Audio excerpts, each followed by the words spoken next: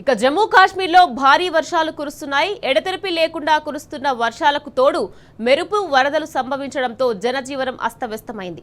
వర్షాలతో రాష్ట్రంలోని ప్రధాన నదులు ఉప్పొంగి పలు జిల్లాలకు ముప్పును ఎదుర్కొంటున్నాయి.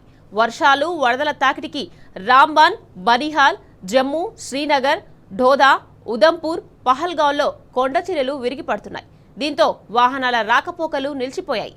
మరో వారం రోజుల పాటు కాశ్మీర్లోయలో కుండపోత వానలు కురుస్తాయని హెచ్చరించింది ఐఎండీ.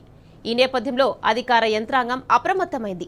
ముంపు ప్రాంతాల్లో సహాయక చర్యలను వేగవంతం చేసింది.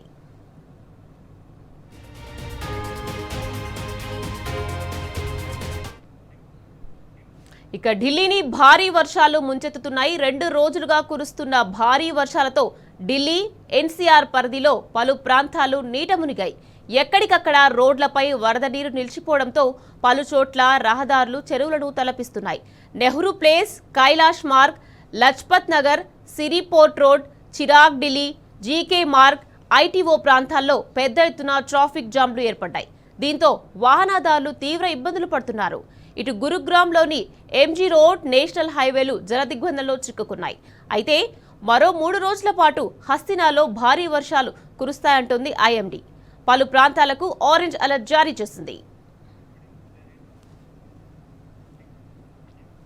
ఇక మహారాష్ట్రను భారీ వర్షాలు వణికిస్తున్నాయి. ఎడతెరిపి లేకుండా కురుస్తున్న జోరు వానలతో ముంబై సహా పలు జిల్లాల వరద గుప్పిట్లో చిక్కుకున్నాయి. బాంద్రా, అంధేరి, ధర్వాడ్, గోరేగావ్, ములుంద్, విక్రోలి నీట మునిగాయి. ఆర్థిక రాజధానిలో పలు చోట్ల రహదారులు చెరువులను తలపిస్తున్నాయి. ఇటు మరో 2 రోజుల పాటు రాష్ట్ర వ్యాప్తంగా భారీ నుంచి అతి భారీ వర్షాలు కురుస్తాయని తెలిపింది వాతావరణ శాఖ. ఘట్ ప్రాంతాలకు ఆరెంజ్ అలర్ట్ జారీ చేసింది. రాయ్గఢ్, రత్నగిరి, పల్ఘార్, పూణేలకు రెడ్ అలర్ట్ కంటిన్యూ చేసింది. ప్రజలు హిల్ స్టేషన్లు, ఫారెస్ట్ జోన్లకు దూరంగా ఉండాలని సూచించింది.